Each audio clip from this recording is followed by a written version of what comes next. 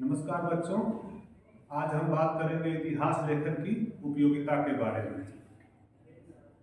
जैसा कि हम जानते हैं, इतिहास लेखन और साहित्य इतिहास लेखन की परंपरा बहुत पुरानी है।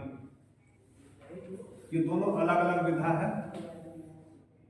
हिंदी साहित्य के इतिहास लेखन की जब हम बात करते हैं तो इसकी शुरुआत लगभग 1100 से 1150 वर्षों का है। हिंदी के प्रसिद्ध आलोचक आचार्य रामचंद्र शुक्ल 1050 संवत से हिंदी साहित्य के आदिकाल की शुरुआत मानते हैं। जैसा कि हम जानते हैं, संवत 57 वर्ष बड़ा होता है ईस्वी से, तो इस हिसाब से लगभग 1000 के ईस्वी के आसपास का हम समय मानेंगे हिंदी साहित्य की शुरुआत का। शुक्ल जी के ही मान्यताओं को अगर आधार बनाए तो हिंदी साहित्य को हम 4 कालखंडों में विभाजित करते हैं। 1050 संवत से 1375 संवत तक आदिकाल, 1375 संवत से 1700 संवत तक भक्तिकाल, 1700 संवत से 1900 संवत तक रीतिकाल और 1900 संवत से आज तक का समय को आधुनिक काल माना गया है। हम सब जानते हैं कि इतिहास लेखन की परंपरा बहुत लंबी है और साहित्य इतिहास लेखन की साहित्य सृजन का लंबा इतिहास रहा है। किसी भी साहित्य की चेतना का अगर क्रमिक विकास हम देखें तो हमें उसके लिए शोध यात्रा के महत्व को समझना पड़ेगा। शोध यात्रा की नवीन परिणाम और निष्कर्ष इतिहास लेखन को अलग दृष्टिकोण देखने में और अलग युगबोध के साथ देखने में मदद करता है। हर एक शोध यात्रा की नवीन स्थापनाएं और नवीन परिणाम हमें एक बार पुनः इतिहास के पुनर्मूल्यांकन के लिए प्रेरित करती है। साहित्य को समझने के बोध में भी इसके माध्यम से लगातार परिवर्तन होता रहता है। हमारे सामने इतिहास लेखन की भी एक सुदीर्घ परंपरा मौजूद है। साहित्य इतिहास से हम युगबोध में आने वाले निरंतर परिवर्तन को भी देख सकते हैं। आचार्य रामचंद्र शुक्ल के द्वारा लिखे गए साहित्य इतिहास को हम सर्वाधिक तार्किक और वैज्ञानिक मानते हैं। ऐसा नहीं है कि अकेले उन्होंने ही हिंदी साहित्य का इतिहास लिखने की कोशिश की है। इससे पहले भी गारसा दत्तासी और शिवशेषसेनगर और मिश्र बंधुओं ने इसके प्रयास किए थे, लेकिन वैज्ञानिकता और तार्किकता की दृष्टि से शुक्ल जी का इतिहास सबसे महत्वपूर्ण माना जाता है। और जब विस्तार की बात करेंगे तो हिंदी साहित्य के बृहद इतिहास को लगभग 17 भागों में नागरिक प्रचारणी सभा ने छापा है, जिसमें बहुत से विद्वानों ने अपनी अपनी विशिष्टता के और विशेषज्ञता के आधार पर अपने अपने आलेख दिए। इसके अलावा संपादित रूप में भी हिंदी साहित्य का इतिहास लिखने की परंपरा रही है। इसमें डॉक्टर नगेंद्र की महत्वपूर्ण भूमिका है, उनकी हिंदी साहित्य के इतिहास की पुस्तक, और उसमें भी अलग अलग विद्वानों ने अपनी अपनी विशिष्टता के आधार पर अलग अलग लेख लिखे हैं, जिसे डॉक्टर नगेंद्र ने संपादित किया है। कुछ प्रयास 2 व्यक्तियों के द्वारा, तो कुछ 2 से 3 व्यक्तियों के द्वारा, तो कुछ अधिक व्यक्तियों के द्वारा भी मिलकर हिंदी साहित्य के इतिहास लेखन की कोशिश होती रही है। फिर उसके लिए अलग अलग प्रोजेक्ट के माध्यम से पुनर्मूल्यांकन, पुनर्लेखन के प्रयास भी लगातार होते रहे हैं। कुछ इतिहास लेखन जन्म काल के आधार पर, तो कुछ साहित्य इतिहास साहित्यकारों की प्रसिद्धि के आधार पर भी लिखे जाने के प्रयास होते रहे। हमारे पास एक लंबी परंपरा है। इतिहास और साहित्य का इतिहास, ये 2 अलग अवधारणा है, जिस पर हमने शुरू में बात की थी। दोनों के लेखक परंपरा दृष्टि अलग अलग है, दोनों का दृष्टिकोण भी अलग अलग है, दोनों के रचनाकारों का सोच भी भिन्न होता है। युग सापेक्षता, समकालीन चेतना, ऐतिहासिक क्रमबद्धता, यथासंभव समग्रता, नए पुराने साहित्यिक प्रतिमानों का समावेश, इन सब बातों का समावेश एक साहित्य इतिहास लेखक अपने रचना में जरूर करता है। इसके अलावा शास्त्र सम्मत और लोक संवेदना दोनों को समावेशित करने के बाद ही एक अच्छा इतिहास लेखन लिखा जा सकता है। कुछ इतिहास लेखन अलग अलग दृष्टिकोणों से भी लिखे गए, उसमें अलग अलग अवधारणाओं की भी आवश्यकता महसूस हुई और कुछ क्रिटिसिज्म के आधार पर भी लिखे जाते रहे। हम जानते हैं कि नए नए सोच और नए नए अप्रोच को लेकर के भी हिंदी साहित्य को इतिहास लिखने की परंपरा होती रही है। हर एक दशक या 2 दशक के बाद एक बार पुनः इसके पुनर्मूल्यांकन की आवश्यकता महसूस होती है।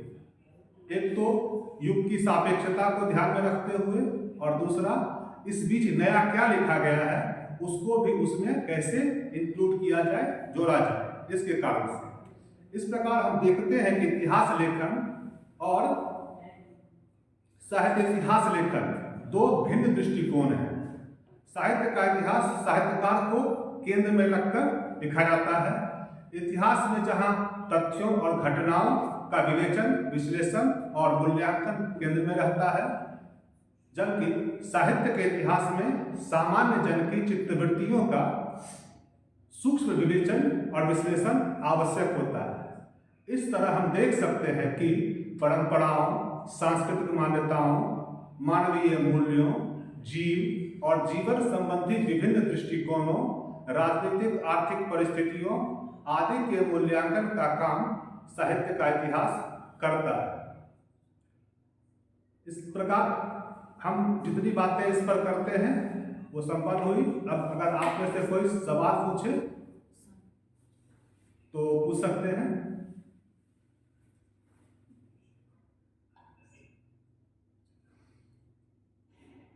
सर, हिंदी साहित्य का इतिहास जो लिखने की परंपरा रही है वो कितनी प्रासंगिक है आज के संदर्भ में, और कितनी आवश्यकता थी तब से लेके जो आज तक का जो भी हिंदी साहित्य मतलब जितनी भी रचनाएं लिखी जा रही हैं, तो इसकी आवश्यकता क्या है? मतलब हिंदी साहित्य इतिहास के माध्यम से हम अतीत का पुनर्मूल्यांकन करते हैं वर्तमान के सापेक्ष। ये इतिहास लेखन पर भी लागू होता है और साहित्य के इतिहास लेखन पर भी लागू होता है। जब भी हम इतिहास का पुनर्मूल्यांकन करेंगे तो हम इतिहास के युगबोध को अपने युगबोध के साथ जोड़ते हैं। इतिहास में हुई घटनाओं के आधार पर हम उसका आज के संदर्भ में पुनर्मूल्यांकन करते हैं। जैसे इतिहास लेखन में हम जानते हैं कि अतीत की गलतियों को दोहराना या उससे सीख करके उस गलतियों को ना दोहराना, ये दोनों मापदंड सामने आते हैं और इसको सामने रखकर हम इतिहास लेखन करते हैं। इसके अलावा जब हम साहित्य के इतिहास लेखन की बात करते हैं तो साहित्य का इतिहास लेखन थोड़ा सा अलग अप्रोच से लिखा जाता है। जैसा कि हमने कहा कि साहित्य का इतिहास लेखन मानवीय चित्तवृत्तियों का एक समावेश है।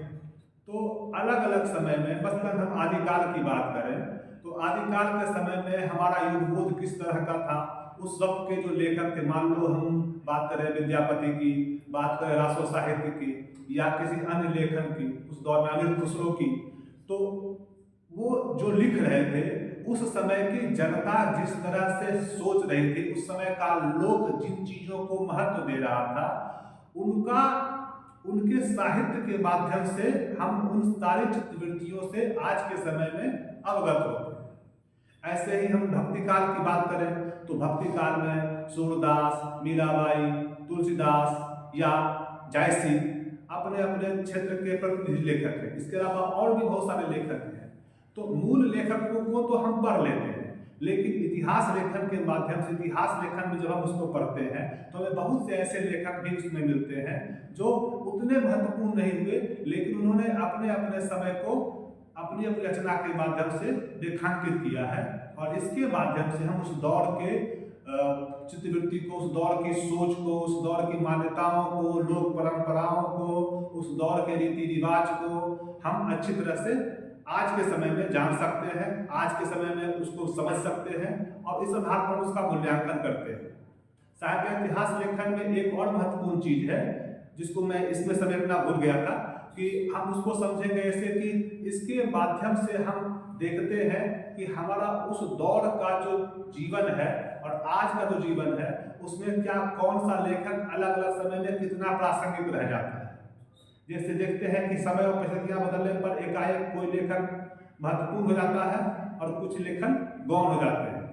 हम जानते हैं कि जब हिंदी साहित्य इतिहास लेखन की शुरुआत हुई 1800 से पहले तक, तो रीतिकाल की रचनाएं बहुत केंद्र में हुआ करती थी और उसको काफी महत्व मिलता था। लेकिन जब लोक जीवन और लोक परंपराओं की बात हुई, जो शुक्ल जी के इतिहास लेखन की प्रस्थान बिंदु है, लोक परंपरा, लोक कल्याण, लोक मंगल, तो हम देखते हैं कि रीतिकाल का महत्व एकाएक कम हो गया और भक्तिकालीन साहित्य का महत्व एकाएक बढ़ गया, क्योंकि लोक वहां पर महत्वपूर्ण होता है। तो इतिहास लेखन के माध्यम से हम लेखकों की प्रासंगिकताओं को भी अपने समय के अनुसार देखते हैं और किस लेखक के कौन से इतिहास, कौन से साहित्य की आज के लोगों को जरूरत है, हमारी वर्तमान परिस्थितियों से उसका कैसे साम्य है, उसके आधार पर हम उनका आज के समय में पुनर्मूल्यांकन करते हैं। ठीक है, और कोई सवाल? सर, इतिहास और साहित्य इतिहास में कुछ अंतर, एक दो पॉइंट्स मिल जाते हैं। इसे मैंने बताया था उसके बारे में कि इतिहास, देखिए इतिहास जो हम जो कोई इतिहासकार लिखता है तो वो जो महत्वपूर्ण घटनाएं या कुछ खोज होती है, कोई वस्तु मिलती है, मान लो कोई शिलालेख मिल गया, कोई बर्तन भाड़ मिल गए, उसके आधार पर उसका विवेचन विश्लेषण करता है, उसका मूल्यांकन करता है और उस आधार पर एक अनुमान लगाता है कि यहाँ ये समाज कुछ इस तरह का रहा होगा। जैसे आधुनिक समय में राखी गढ़ी के बारे में बात करते हैं या मोहनजोदारो हड़प्पा के बारे में बात करते हैं, तो हम एक बीच की गैप को एक स्टोरी के माध्यम से भरकर इतिहास को समझने की कोशिश करते हैं।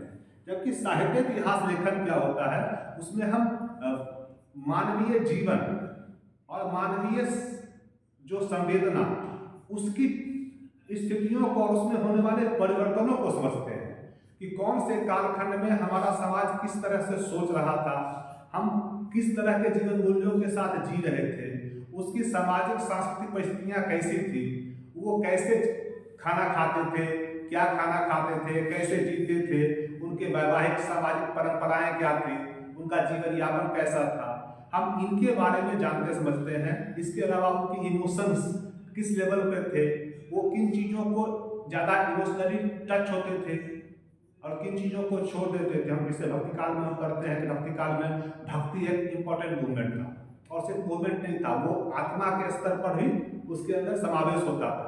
इसलिए जो घनघोर रूप से विद्रोही लेखक हैं वो भी अपने मूल में भक्त हैं। इससे कबीर की बात कर रहे हैं या संत परंपरा के सारे लेखकों की बात करें, घनघोर रूप से सामाजिक रूप से विद्रोही होने के बावजूद सभी तरह की परंपराओं, रीति रिवाजों का, पाखंडों का घनघोर विद्रोह करने के बाद भी वो आत्मिक रूप से भक्त है और उन्होंने कभी खारिज नहीं किया कि मैं भक्त करेंगे और भक्ति में लीन रहे। तो उस पूरे युग दौर में हम भक्ति को एक महत्वपूर्ण रूप से देखते हैं, तो हम कैसे जानेंगे? इसी माध्यम से जानेंगे, तभी तो उस कालखंड को भक्ति काल का नाम देते हैं। ठीक है, थैंक यू।